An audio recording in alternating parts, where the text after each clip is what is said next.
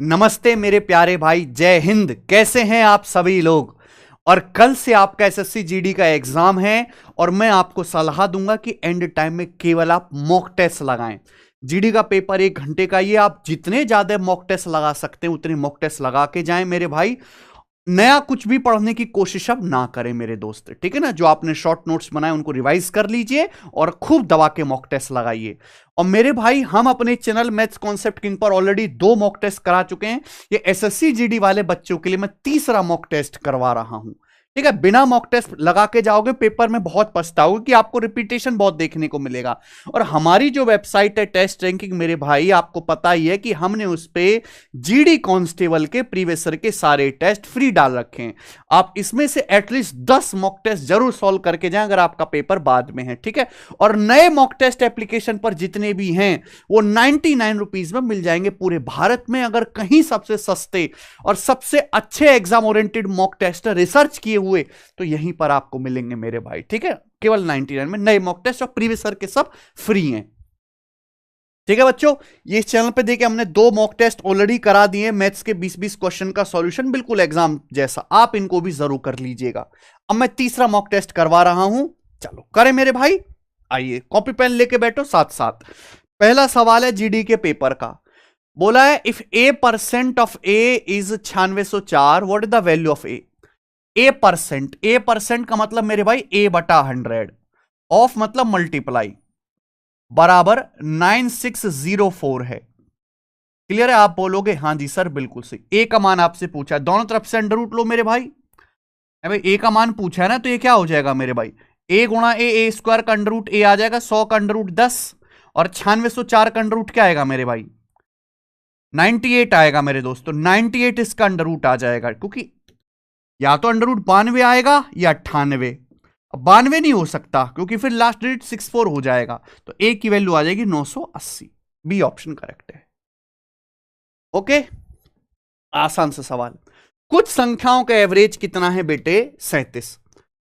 If each of 3/5 of number is increased by 7, अगर 3/5 संख्याओं में हर एक में 7 की वृद्धि की जाती है और बाकी संख्याओं में हर एक में 9 की कमी की जाती है प्रत्येक में, तो प्राप्त संख्याओं का एवरेज क्या है। बहुत बढ़िया सवाल है मेरे भाई। हमारे पास कुछ संख्याएं जिनका एवरेज है 37। 3/5 ऑफ नंबर्स में ईच नंबर में 7 इंक्रीज किया जाता है, यानी कि अगर टोटल 5 संख्याएं, मान लीजिए टोटल 5 संख्याएं, तो 5 का 3/5 3 संख्याओं में हर एक में 7 इंक्रीज किया जाता है। बची 2 संख्याएं, बची 2 संख्याओं में हर एक में 9 की कमी की जाती है। तो आप मुझे बताओ नेट चेंज कितना आएगा, संख्याओं में नेट चेंज कितना आएगा, कैसे निकालोगे, डेविएशन से मेरे भाई। 3 संख्याओं को 7 7 बढ़ा है, 21 बढ़ जाएगा। 2 संख्याओं को 9 9 कम करेंगे, 18 कम हो जाएगा। 21 minus 18 3 out of total. Total कितनी संख्याएं, 3 और 2 5, यानी कि 0.6। तो 0.6 मेरे प्यारे भाई संख्याओं का एवरेज बढ़ जाएगा। तो अगर एवरेज पहले 37 था ना, तो अब एवरेज 0.6 बढ़ के 37.6 हो जाएगा। डी ऑप्शन, बात खत्म। आइए सवाल नंबर 3। एबीसी अलग अलग किसी काम को 20, 35 और 60 दिन में कर सकते। एक साथ काम शुरू किया, बी और सी ने 8 दिन और 12 दिन पहले काम छोड़ दिया। तीनों ने एक साथ कितने दिन तक काम किया। बहुत बड़े सवाल। देखिए मेरे भाई 3 लोग हैं यहां पर, ए बी और सी। शिफ्टिंग वाला सवाल आ गया। ए किसी काम को 20 दिन में कर सकता है, बी 35 दिन में कर सकता है और सी उसी काम को 60 दिन में कर सकता है। तो 20 35 60 कैल्शियम कितना आ जाएगा, 60 और 7 420, 420। भाई 20 60 कैल्शियम 60 आएगा, 35 में 7 आ रहा है, 7 से गुणा और कर दी टोटल वर्क। तो ए की एफिशिएंसी कितनी आ जाएगी, 21। बी की कितनी आ जाएगी मेरे भाई, 12। और सी एक दिन में कितना काम करता है, ये 7। देखो सपोज काम यहां से होना शुरू हुआ और काम यहां पे जाके खत्म हुआ, इस टाइम में काम पूरा हुआ, मुझे यही टाइम निकालना है। इस टाइम में काम कितना हुआ है, 420 यूनिट, 420 यूनिट वर्क हुआ है। लेकिन सवाल पढ़ेंगे तो पता चलेगा कि काम पूरा होने से 8 दिन पहले बी ने काम छोड़ दिया। काम पूरा होने से 8 दिन पहले बी ने काम छोड़ दिया और 12 दिन पहले सी ने काम छोड़ दिया। काम पूरा होने से 12 दिन पहले सी ने काम छोड़ दिया। तो मुझे बताओ काम कितने दिन में हुआ। मेरे भाई ऐसे सवाल में शिफ्टिंग लगाते हैं आप, टाइम मत चेंज करो, वर्क चेंज करो। अगर बी काम ना छोड़ता अगर बी आखिर के 8 दिन भी काम करता तो कितना काम होता? भाई बी जो है एक दिन में 12 कुर्सी बनाता है, अगर बी आखिर के 8 दिन भी काम करता तो 12×96 यूनिट काम एक्स्ट्रा होता। ऐसे ही काम खत्म होने से 12 दिन पहले सी ने काम छोड़ दिया, अगर सी काम ना छोड़ता, अगर सी आखिर के 12 दिन भी काम करता, कितना काम एक्स्ट्रा होता? सी एक दिन में 7 कुर्सी बनाता है, 12 दिन में कितनी कुर्सी एक्स्ट्रा बनाता? 84, 84 यूनिट काम एक्स्ट्रा होता। तो सेम टाइम में काम कितना होता मेरे भाई? 420 और 9 8 17 1 18, 420 और ये आ जाएगा 180 600। सेम टाइम पीरियड में 600 यूनिट काम होता है। इस काम को करते कौन? अब तो कोई छोड़ के नहीं गया, तीनों लोग करते मेरे भाई, तीनों लोग करते। 21 7 28 जमा 12, 28 12 40 एफिशिएंसी के साथ, यानी कि टोटल काम कितने दिन में हुआ? 15 दिन में। 15 बार चला जाएगा। अगर सवाल में पूछा होता कि काम कितने दिन में खत्म हुआ, आंसर आ जाएगा मेरे भाई 15 दिन। लेकिन सवाल ना अलग है, सवाल में पूछा तीनों ने एक साथ कितने दिन तक काम किया। एक्चुअली सी काम पूरा होने से 12 दिन पहले छोड़ के चला गया, बी काम पूरा होने से 8 दिन पहले छोड़ के चला गया, तो यही वो टाइम है जिसमें तीनों ने एक साथ काम किया है। अगर टोटल काम 15 दिन में हुआ है तो 15 दिन से 12 दिन पहले तो आपका सी छोड़ के चला गया, 8 दिन पहले बी छोड़ के चला गया, यानी कि शुरू के 3 दिन ही ऐसे हैं, शुरू के 3 दिन ही ऐसे जिन्होंने तीनों ने मिलकर काम किया। तो इस सवाल का आंसर 3 दिन है। बहुत अच्छा सवाल वाकई में भाई, गजब क्वेश्चन। आइए, अरुण ने 2 वस्तु 631.8 रुपए में बेची। Arun sold 2 article for 631.8 rupee each. On one he gained 17%, on the other he lost 19%. His loss percentage in the entire transaction। मेरे भाई पूरे लेन देन में उसका नुकसान प्रतिशत क्या है? ये जो सवाल है ना मेरे दोस्त, ये जो सवाल है ये ऑलरेडी एसएससी जीडी 2021 के पेपर के पूछे हुए हैं, आपको पता होना चाहिए। अगर कोई आदमी 2 सामान सेम सेलिंग प्राइस पर बेचता है, सेम सेलिंग प्राइस पर, कॉन्सेप्ट में बता रहा हूं, सेम सेलिंग प्राइस पर, एक वस्तु पर सपोज उससे X% का प्रॉफिट लॉस हुआ, दूसरी पर Y% का प्रॉफिट है लॉस हुआ, तो ओवरऑल दोनों वस्तुओं पर कुल मिलाकर जो होगा मेरे प्यारे भाई, वो से 100x + y, कॉन्सेप्ट लिख दे रहा हूं मैं, 100x + y + 2xy upon 200 + x + y% का प्रॉफिट या लॉस होगा। अगर प्रॉफिट है तो पॉजिटिव, लॉस है तो नेगेटिव। ये कॉन्सेप्ट है, कैसा भी सवाल आए।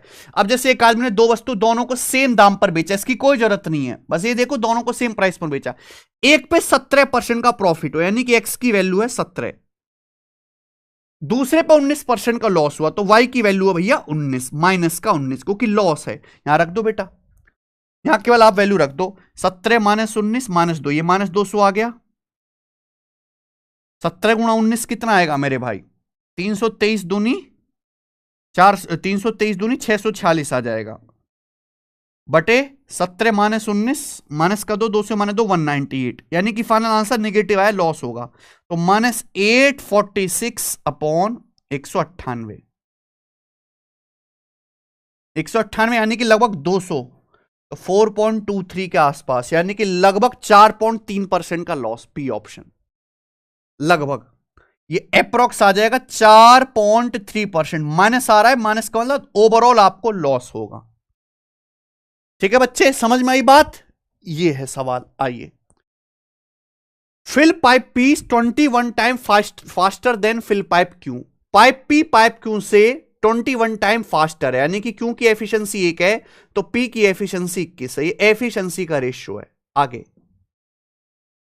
आगे सवाल ये है, if Q can fill a system in 110 minute, then time it takes to fill the system and both fill pipe are open together. तो दोनों भरा पाइप को एक साथ खोलने पर कितना समय लगेगा? भाई सवाल बोला है क्यू टंकी को 110 मिनट में भर सकता है, क्यू की एफिशिएंसी 1 है, क्योंकि जो एफिशिएंसी है वो 1 है, क्यू की एफिशिएंसी 1 है, 1, तो क्यू 110 मिनट में कितना भरेगा? Multiply by 110। आप बोलोगे हाँ जी सर, सवाल के अनुसार दोनों पाइप मिलकर कितना समय में भरेंगे? दोनों पाइप भरेंगे 21 और 1 22 एफिशिएंसी के साथ, कितने समय में? बटे 22, 5 मिनट। दोनों पाइप मिलकर पूरी टंकी 5 मिनट में भर देंगे। ये आंसर आ गया ऑप्शन नंबर ए। तो निहायत ही आसान सवाल है, कोई प्रॉब्लम नहीं है। सवाल नंबर 6, 4a² और x का मीन प्रोपोर्शनल मध्य अनुपातिक 1/5 है। a पॉजिटिव नंबर, x का मान। देखो दो संख्याओं का मीन प्रोपोर्शनल क्या होता है? ए बी का रूट ए बी। तो 4a² और x का मीन प्रोपोर्शनल क्या आएगा? √4a² गुणा x बराबर क्या आएगा मेरे भाई? 1/5 आएगा कि नहीं?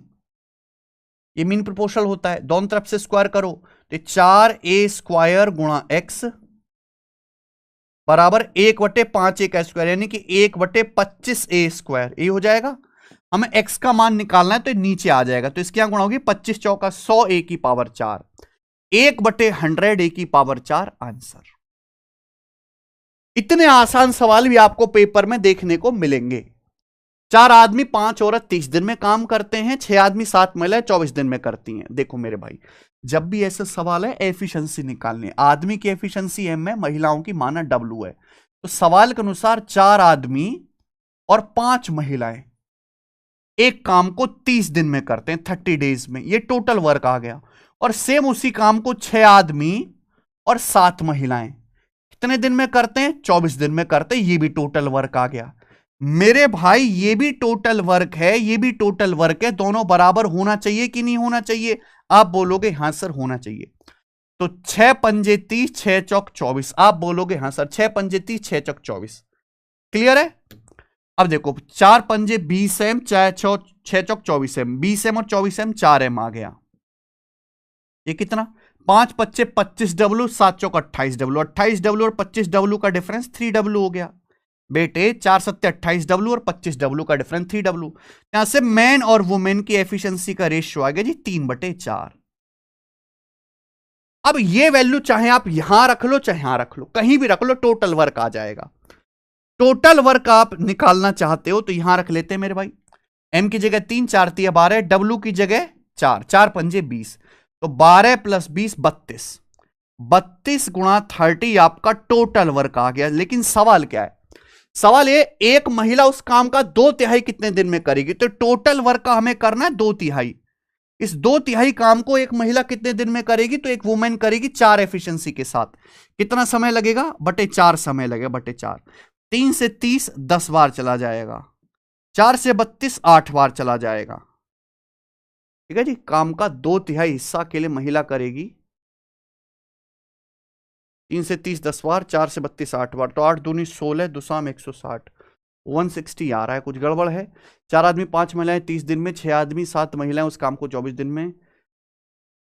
6 पंजे 30, 6 चौक 24, 20 एम और 24 एम 4 एम हो गया, 25W और 28W 3W हो गया। मैन बटा वुमेन 3/4 यहां रख लेते हैं। मैन की जगह 3, तो 12 और 20 32 गुणा 30 टोटल वर्क आ गया। टोटल वर्क का 2/3 एक औरत करेगी 4 एफिशिएंसी के साथ। 10 और 8 160 आएगा मेरे भाई। 160 दिन इस सवाल का आंसर है। गलत ऑप्शन दिए हुए हैं यहां पे, 1 1 आपको लगाना चाहिए। 160 दिन इस सवाल का करेक्ट आंसर है। अगला करेंगे सवाल नंबर 8। ठीक है, अच्छा सवाल था ये। आगे करो सवाल नंबर 8। एक रेलगाड़ी एक कार से 50% फास्ट चलती है। दोनों एक ही टाइम पर पॉइंट ए से शुरू होती हैं और एक ही टाइम पॉइंट ए से 81 किलोमीटर दूर पॉइंट बी पर पहुंचती है। हालांकि रास्ते में स्टेशन पर रुक रुक कर ट्रेन को करीब 12 मिनट का टाइम जो है गंवाना पड़ा। कार की स्पीड क्या है? बहुत बढ़िया। तो मेरे भाई ट्रेन है और कार है। सवाल में बोला है एक ट्रेन एक कार से 50% फास्ट चलती है। 50% की फ्रैक्शन वैल्यू क्या होती है मेरे भाई? 1/2। ठीक है भाई, यानी कि ट्रेन की स्पीड कार से 50% ज्यादा है। कार की 2 है तो ट्रेन की स्पीड 3 है। यही बात है, रेशियो आ गया। अब दोनों ट्रेन और कार एक साथ पॉइंट ए से चलना शुरू करती हैं एक साथ, और 81 किलोमीटर दूर किसी पॉइंट बी पर एक साथ पहुंचते हैं। यानी कि दोनों ट्रेन और कार एक साथ पॉइंट ए से चलना शुरू करती हैं और 81 किलोमीटर दूर पॉइंट बी पर एक साथ पहुंचती हैं। भाई ऐसा तो नहीं होना चाहिए। ट्रेन की स्पीड ज्यादा है तो ट्रेन को जल्दी पहुंचना चाहिए, कार की स्पीड कम है, कार को टाइम ज्यादा लगना चाहिए। दोनों ने सेम डिस्टेंस चला है। आपको पता है मेरे भाई कि अगर डिस्टेंस सेम है तो स्पीड टाइम का रेशियो उल्टा होगा। अगर स्पीड का रेशियो 3:2 है तो टाइम का रेशियो उल्टा होगा 2:3। भाई ट्रेन को टाइम कम लगना चाहिए, कार को समय ज्यादा लगना चाहिए। लेकिन हुआ क्या, दोनों एक साथ पॉइंट ए से निकले और बिल्कुल सेम टाइम पर बी पर पहुंची। क्यों?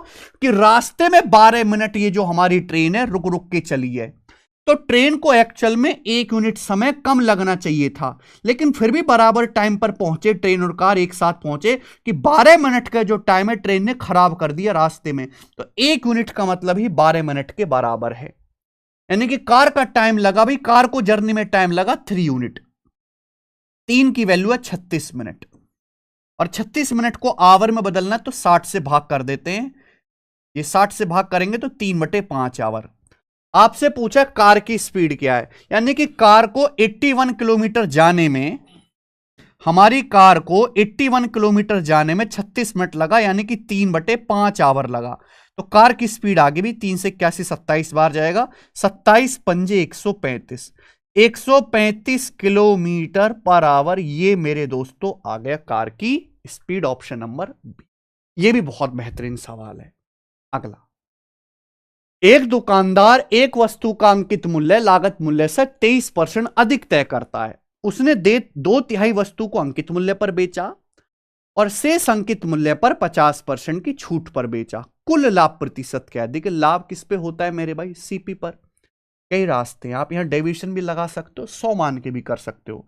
जैसे मान लीजिए कि वस्तु का जो कॉस्ट प्राइस है 100 है। अगर वस्तु का कॉस्ट प्राइस 100 है तो मार्क प्राइस कितना लगाया है? अंकित मूल्य क्या है? लागत मूल्य से 23% ज्यादा, अंकित मूल्य 123 रुपए। अब उसने क्या किया, 2/3 वस्तु को अंकित मूल्य पर बेचा। तो 123 का 2/3 कितना आ गया मेरे भाई? 41 दूनी 82, यानी कि 2/3 सामान उसने बेचा 82 रुपए का, 82 रुपए का। और बचा कितना फिर? 123 का 1/3 बचा, 41 रुपए का सामान बचा, 41 रुपए का सामान। 41 रुपए का सामान 25% डिस्काउंट पर बेचा। 41 रुपए का सामान बेचा 25% डिस्काउंट पर। 41 का 25% डिस्काउंट करोगे तो कितना आएगा? 41 का 25% डिस्काउंट दोगे तो 41 के 75% में बेचा ना मेरे भाई। ये आ जाएगा 30.75, 30.75 में बेचा। क्लियर? यानी कि उसने टोटल सामान कितने बेचा? टोटल सामान उसने बेचा जी इतने में, 82 प्लस 30.75 पे आ गया मेरे भाई 112, 8 3 11 हो गया ना, 112.75 में बेच दिया। 112.75 में 100 मान के तरीका बता रहा हूं, यानी कि अल्टीमेटली 100 रुपए का सामान 112.75 में बेचा, तो 12.75% का उसे फायदा हो गया। A option. ये एक तरीका है, हो सकता है आप इसको दूसरे तरीके से करें, यानी कि डेविएशन से। लेकिन आसान सवाल है, बिल्कुल भी मुश्किल नहीं है। आइए, किसी वस्तु पर 15% छूट के बाद 19% लाभ होता है, 25% की छूट के बाद कितने परसेंट लाभ होगा? देखिए लाभ होता है मेरे भाई सीपी पर। प्रॉफिट जो होता है मेरे भाई वो सीपी पर होता है। सीपी 100%, 100% से जितना कम या ज्यादा में बिकेगा वही प्रॉफिट एंड लॉस है। जब हम 15% की छूट देते हैं तो 19% लाभ होता है। आपको पता है डिस्काउंट देने के बाद, मार्क प्राइस पर डिस्काउंट देने के बाद, सीपी पर प्रॉफिट देने के बाद सेलिंग प्राइस आता है। जैसे मैंने मान लिया कि माना वस्तु का मार्क प्राइस 100 रुपए, माना वस्तु का अंकित मूल्य 100 रुपए, माना हमने 100 रुपए पर 15% की छूट दी तो सामान कितने बेका? 85 में। 100 पे 15% की छूट दी, सामान बेका 85 में, हमें 19% का लाभ हुआ।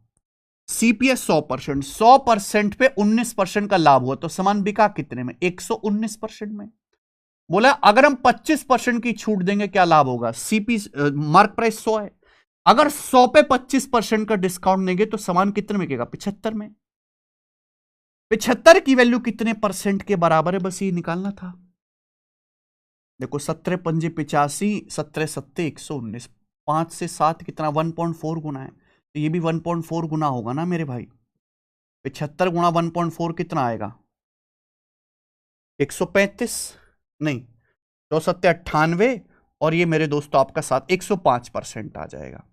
यानी कि मेरे भाई अगर आप 25% डिस्काउंट दोगे तो सामान 105% में बिकेगा। 100% के सीपी का सामान 105% में बिका तो 5% एक्स्ट्रा में बिका, यही आपका फायदा हो जाएगा। D option.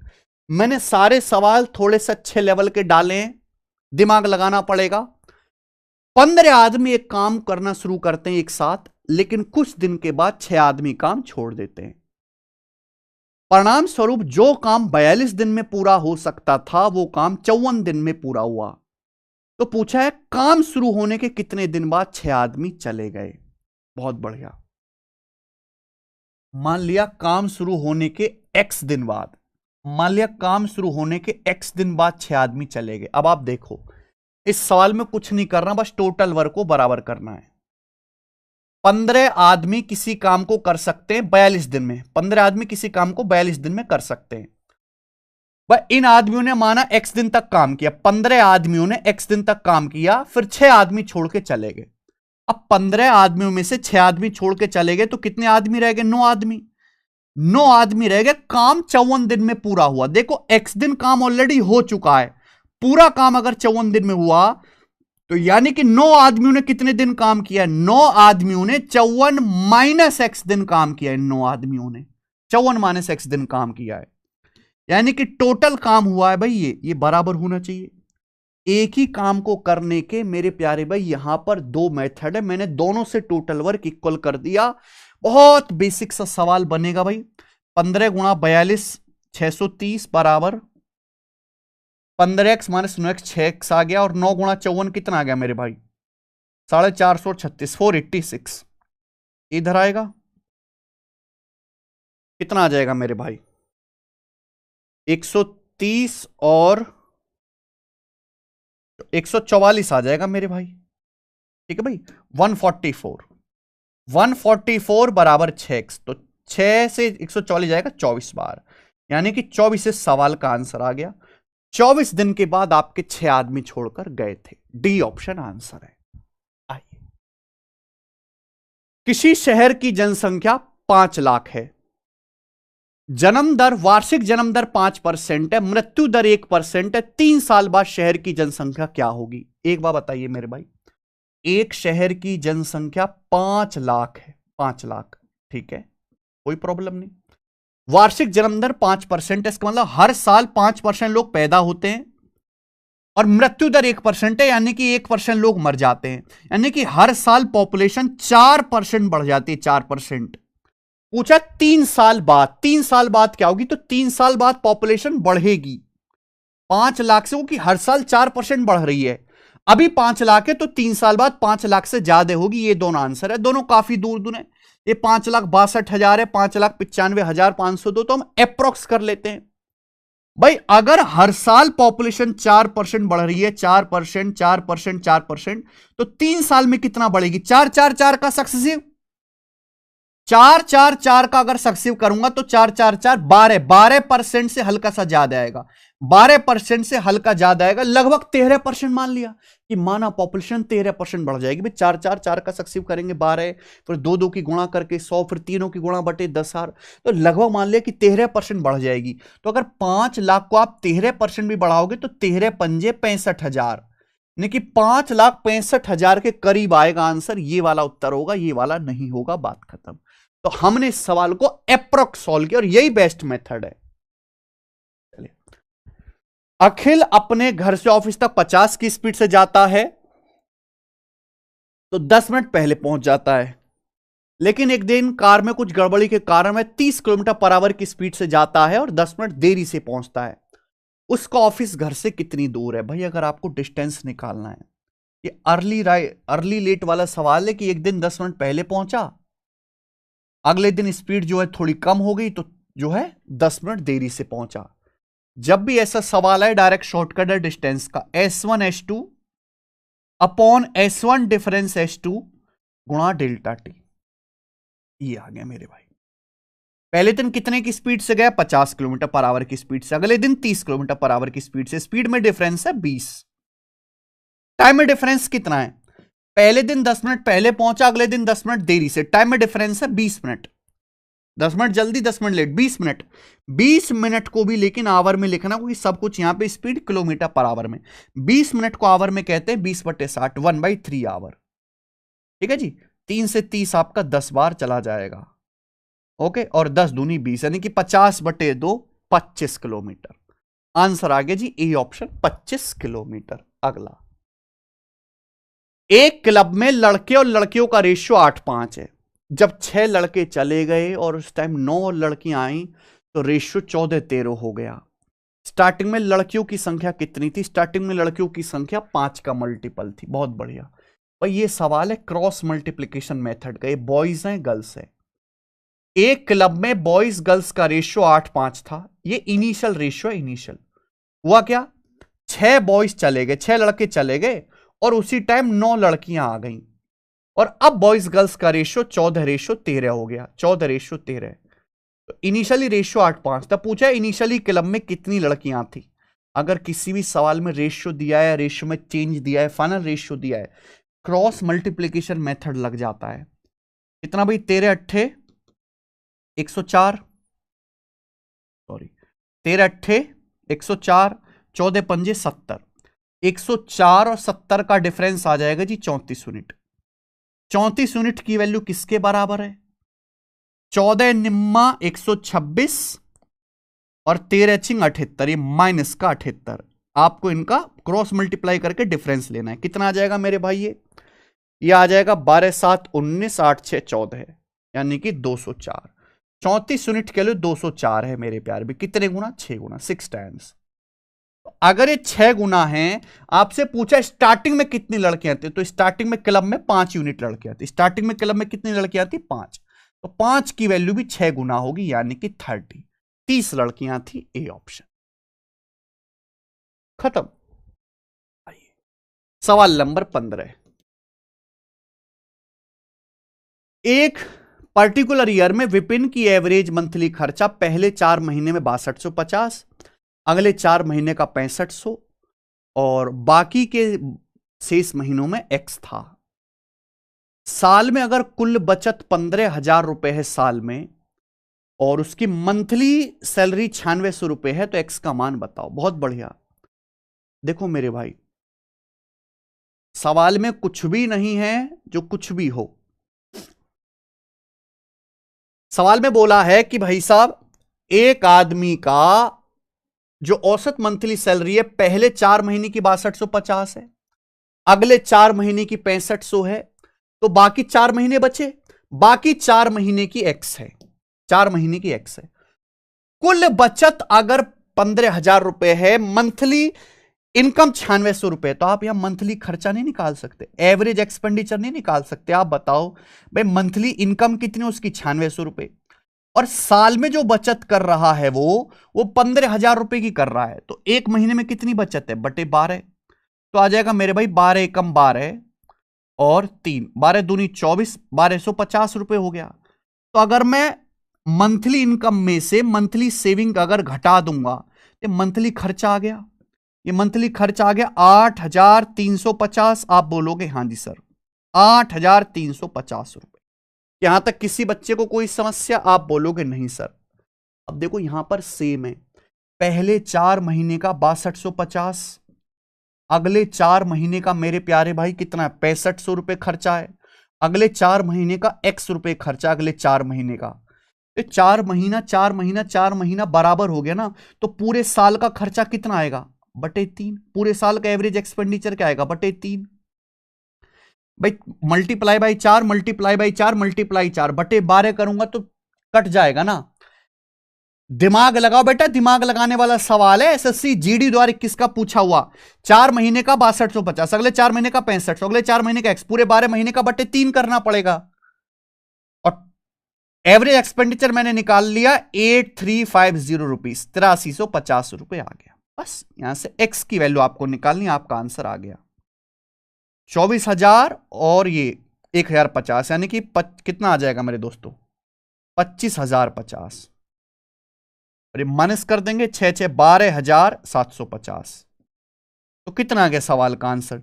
00 आएगा, 10 में से 7 गया 3, और ये 12,300 रुपए। 12,300 आंसर आना चाहिए, सी ऑप्शन। बहुत अच्छा सवाल है वाकई में, दिमाग लगाने लायक। आइए, ए बी और सी तीन संख्याएं हैं, ठीक है। ए बी से 48% कम है, सी ए और बी के सम से 20% ज्यादा है, बी सी से कितना परसेंट कम है? देखो, ए जो है बी से 48% कम है, बी से, यानी कि बी का मान अगर 100 है तो ए बी से 48% कम है, ए 52 है, 100 से 48 कम करेंगे 52। आगे सवाल में बोला है सी ए और बी के सम से 20% ज्यादा है, ए और बी का सम कितना है? 100 प्लस 52 152।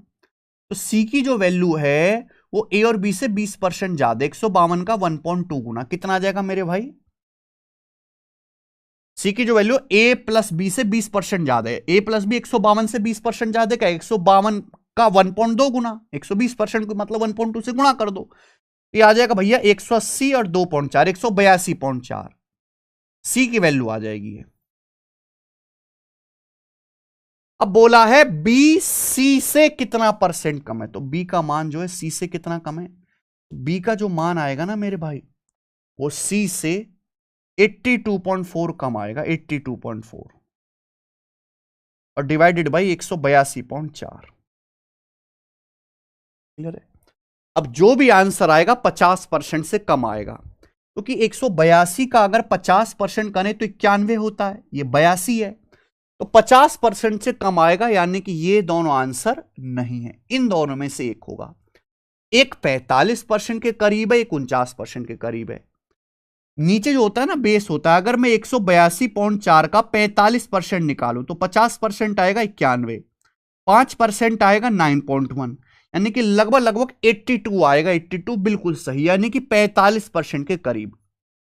182.4 का लगभग 45%, 82.4।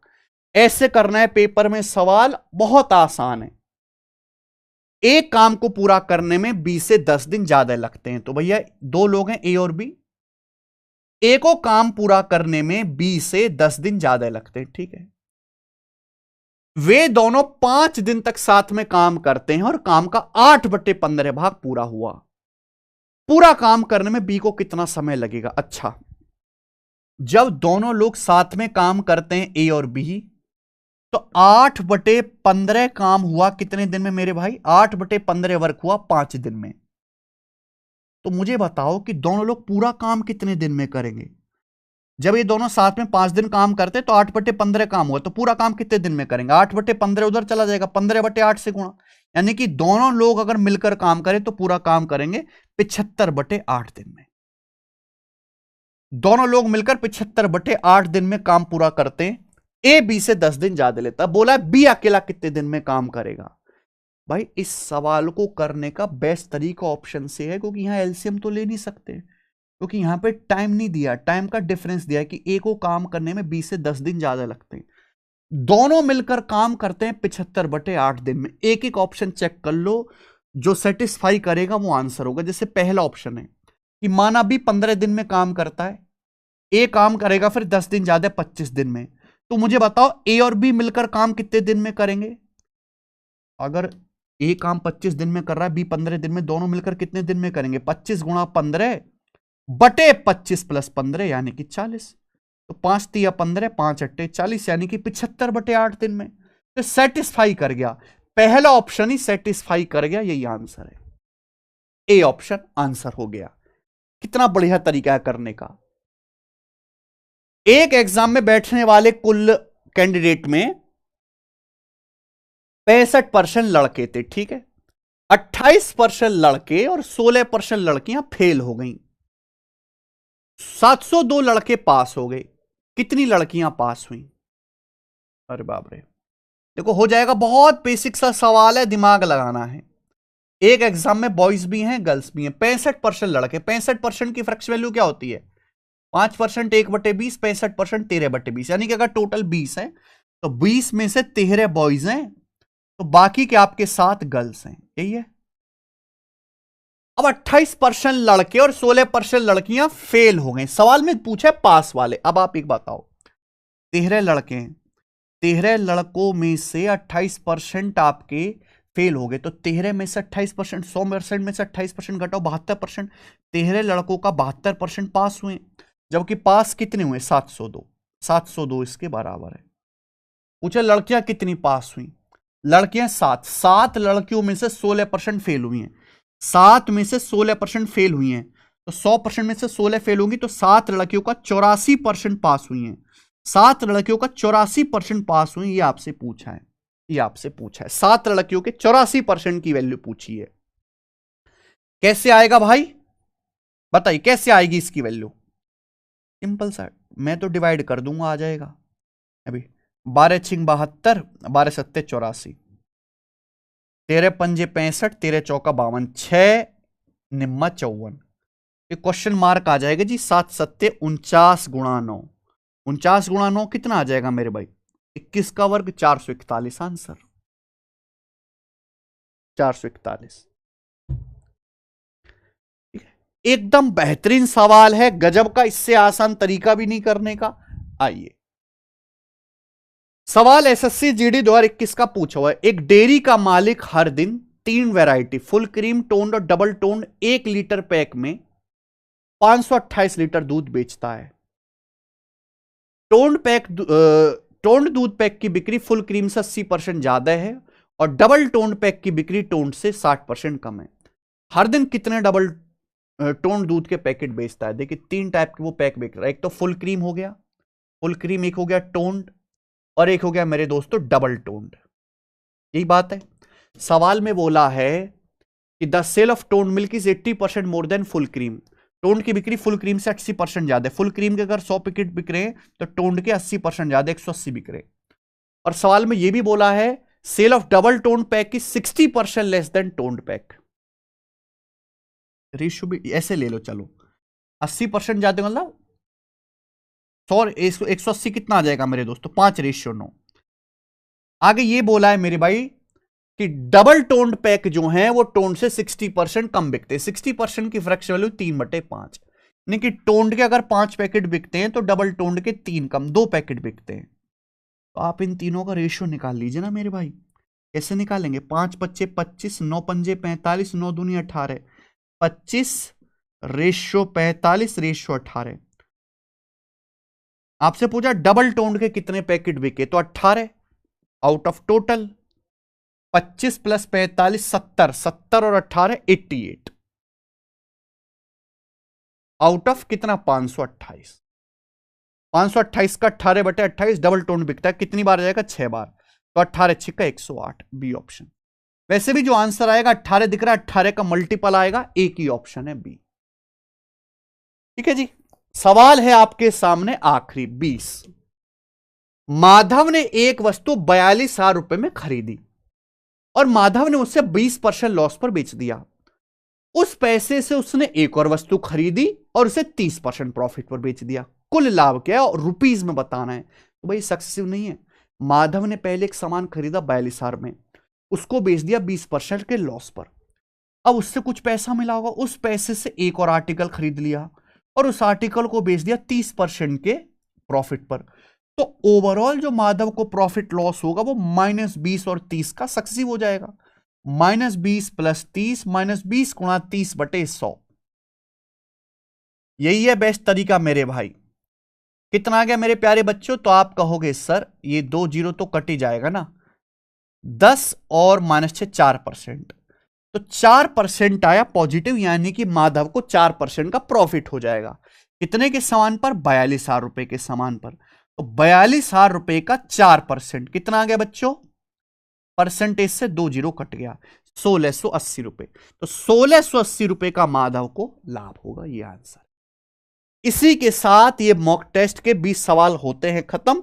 मैंने आज की सवाल क्लास में मॉक टेस्ट में सारे के सारे सवाल मॉडरेट रखे, सारे इजी सवाल मैंने इसमें नहीं डाले, और ये सारे ही प्रीवियस सर हैं जीडी के ही। कोई भी सवाल ऐसा नहीं है मेरे दोस्तों जो अलग से हो। All these are previous sir question. हर एक चैप्टर के सवालों को हमने टच किया। ठीक है, थोड़ा मैंने फास्ट बताया है, लेकिन आपको बहुत बेनिफिट मिलेगा। इन्हीं में से आपको सवाल सीधे सीधे पेपर में देखने को मिलेंगे। ठीक है जी। 3 मॉक टेस्ट हमारे हो चुके हैं। आप सभी के एग्जाम के लिए बेस्ट ऑफ लक। बढ़िया से पेपर देना, शांति से पेपर देना, तसल्ली से। एक बात और कि जिन बच्चों का भी सिलेबस पूरा नहीं हुआ है, आपके कोई साथी कोई बंधु जो मैथ सीखना चाहते हैं, तो कैरविल एप्लीकेशन पर जो हमारा मैथ स्पेशल है recorded batch zero to hero, इसकी क्लास अवेलेबल है। इसके रजिस्ट्रेशन चालू हो चुके हैं 2 साल की वैलिडिटी के साथ। रिकॉर्डेड क्लास पूरे गणित की, अर्थमेटिक की, एडवांस की, हर एक चैप्टर की, number system, simplification, DI, probability, statics, सारी क्लास आपको एक साथ मिल जाएंगी। बेसिक वाले बच्चों के लिए, बिगनर बच्चों के लिए मात्र 999 की फीस में इसके रजिस्ट्रेशन ओपन है। तो जो बच्चे स्टार्टिंग से मैथ पढ़ना चाहते हैं, बेसिक से मैथ पढ़ना चाहते हैं धीरे धीरे करके, तो इस बैच में इनरोल कर सकते हो मेरे भाई, ठीक है ना। सभी एग्जाम के लिए बहुत बेनिफिशियल है मेरे दोस्त, ठीक है। ज्यादा इस इंफॉर्मेशन को शेयर करो दोस्तों के साथ। धन्यवाद मेरे प्यारे भाई।